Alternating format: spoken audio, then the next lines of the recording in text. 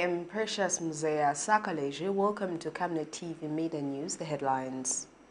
Police apprehend 20 suspects behind the attack on police officers in KATETE.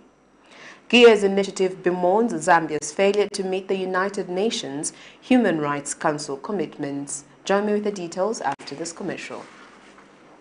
Hi ladies and gentlemen, I'm Chol. We're from Chol's Fitness Gym. We're a fully functional gym located along Twin Palm Road in Kablonga, right by Cheshire Homes Society of Zambia. So we have various classes that happen from Monday to Friday. We have aerobics, we have boot camp, we have step aerobics, we have spinning, we have kettlebell classes. They happen from 18 to 19 hours every day, and we are open from 06 until 20 hours. That's Monday to Friday. Then Saturdays 6 to 12, and then Sundays we are closed, and most public holidays we are open 6 to 12.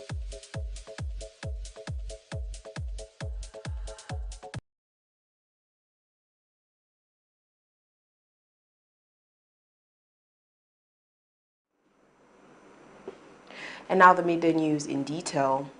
Inspector General of Police Lemi Kajoba says police have apprehended 20 people suspected to have been behind the attack on police officers in KATETE's Kawanza village earlier this week. 20 villagers of Kawanza village in KATETE district of Eastern Province have been arrested as having been behind the brutal attack on police officers who tried to rescue a murder suspect who was released from police custody after the agitated villagers destroyed his house and pounced on him. The shocking incidents of police officers being brutalized never reported before in the country left many shocked, as officers were armed but decided to refrain from using force on the villagers despite their lives having been in danger. An Inspector General of Police Lemi Kajoba says he has taken time to analyze the detail of what exactly transpired in Kawanza village and says it was unnecessary and unacceptable for the villagers to react in the manner they did, as there are other available avenues to address their perceived grievances. It was unnecessary and unacceptable for villagers to react in the manner they did, as there were other available avenues to air or address their perceived grievances. I've taken time to read and listen to various opinions and comments from members of the public over the incident. The Inspector General has since announced that 20 suspects have so far been arrested and says the full arm of the law will be applied to all those who participated in injuring officers and burning down a police vehicle, so that people should know that it does not pay to take the law in their own hands. People should know that it doesn't pay to take the law in their own hands. In view of this, I wish to inform the nation that we have apprehended 20 people suspected to have been behind the attack of police officers. The suspects, all male persons, are between the ages of 18 and 53, who are believed also to have gutted a police motor vehicle, Toyota Land Cruiser, registration number ZP 2502B, and also they participated in demolishing 16 houses. And Mr. Kajoba says some members of the public have been making comments that officers exhibited weakness by not retaliating and suggesting that they should have been casualties on both sides. The police boss has since warned members of the public pouring scorn to be mindful with their comment over such incidences, as officers are listening to the information they are feeding them. Prudence Chota, reporting for Camnet TV News. The Governance Elections Advocacy Research Services, GEAS, says Zambia has failed to attend most of its commitment made to the United Nations Human Rights Council in 2017, aimed at enhancing its civic and political space. As Zambia hopes to become a prosperous middle-income country by 2030, various commitments have been made to improve different sectors, which include the 2017 commitment to the United Nations Human Rights Council to enact laws that will enhance the civic and political space in the country. The commitments also include ensuring gender equality and the recognition of rights for persons with disabilities, among others, totaling 203 commitments altogether. Governance, Elections, Advocacy Research Services GEARS Executive Director McDonough Chipenzi says Zambia has however failed to actualize many of these and will have few positive things to report to the United Nations in 2023, as the 5-year period in which they were to be attained is elapsing in 2022. Addressing the media Friday, Mr. Chipenzi notes that while the United Party for National Development UPND administration have made progress on laws like the Public Order Act, the Access to Information Law, which is one of the key laws for transparency, has not yet been enacted. What else? Access to information. The bill is already done. So we are still at the bill stage. We haven't crossed over to the enactment. So perhaps if government can process these bills quickly, we are hopeful that come January or the February session, we shall have new law in terms of the Public Act, the information bill, the information law, and all these laws that I've talked about. The GEARS Executive Director therefore says a social contract should be included as Zambia reforms its constitution to keep governments accountable for what they say they will accomplish. We as civil society, I think we've tried to negotiate that issue of broken promises by asking political parties to sign a social contract. If you remember, even in 2012, we had called political parties to JCTR to sign a social contract on what they are going to do over the constitution. If you remember, that was 2015 somewhere there, during that presidential elections. Yeah, we went there. A few signed, others refused because it's not legal. The civic leader also observes that there is need to put clear laws that to create an understanding between operations of the media and the police, noting that while relations have improved under the current administration, formal laws should be written down.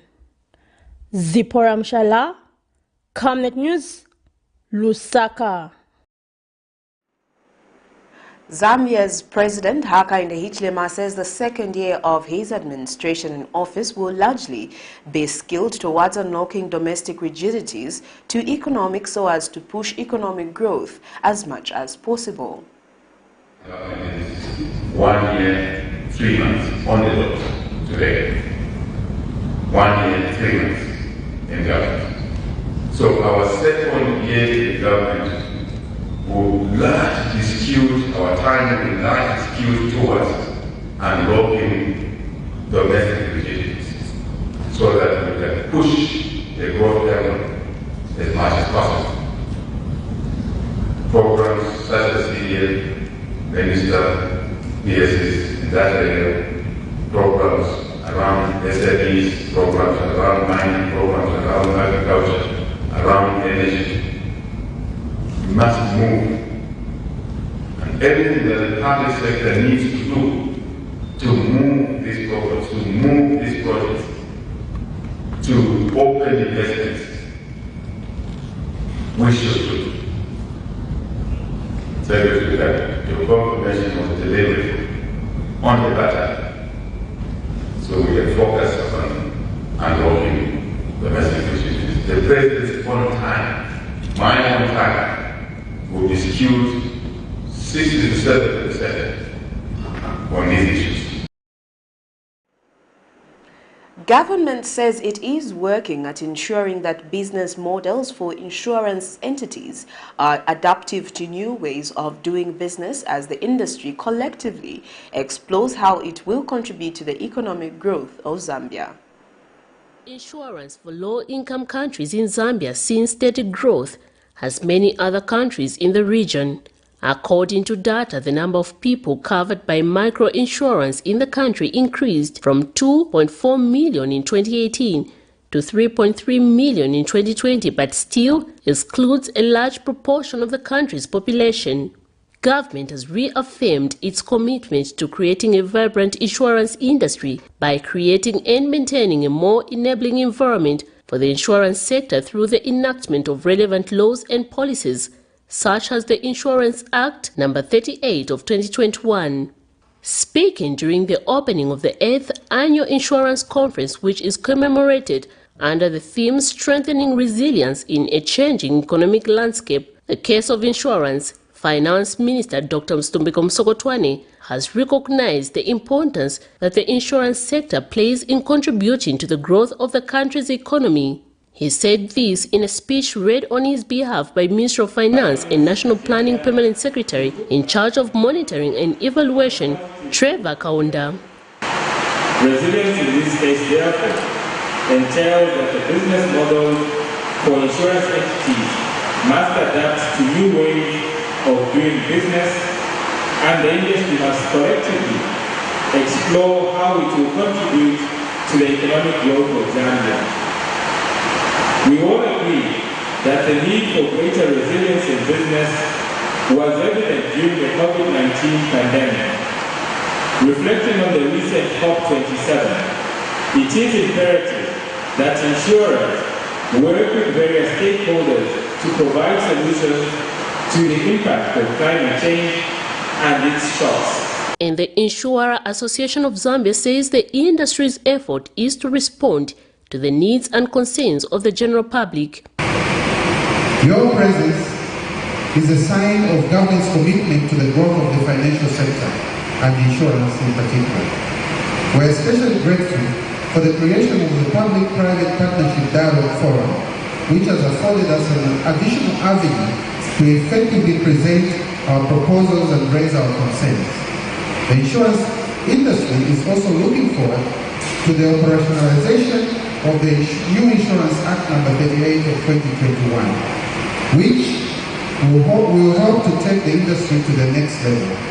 And it will, among other things, transform how capitalization is done, encourage the growth of microinsurance, and allow for more effective oversight by our regulator.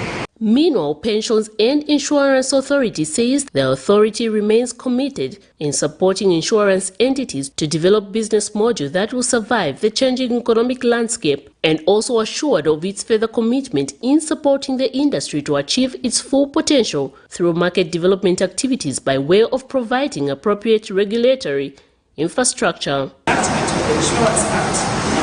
38 of 2021 we see as transition to a risk-based accounting framework, and as a regulator, this will help us better appreciate the risks faced by insurance companies, including how best to monitor those risks. On the other hand, we believe that the risk-based accounting framework will assist insurance entities to better understand the economic capital. Bank of Zambia Deputy Governor Francis Chipimo also gave a keynote presentation. The conference, which is held in Lusaka from the 24th to the 25th of November 2022, has attracted more than 200 attendees from the insurance and risk management industry, regulators, brokers, risk and compliance officers, bankers and other delegates, all experts to play a vital role in ensuring that the risk solution can be delivered to the individuals and businesses across the country. Miriam Kaemba, reporting for Camnet TV News.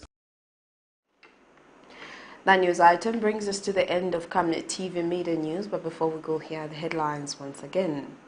Police apprehend 20 suspects behind the attack on police officers in KATETE.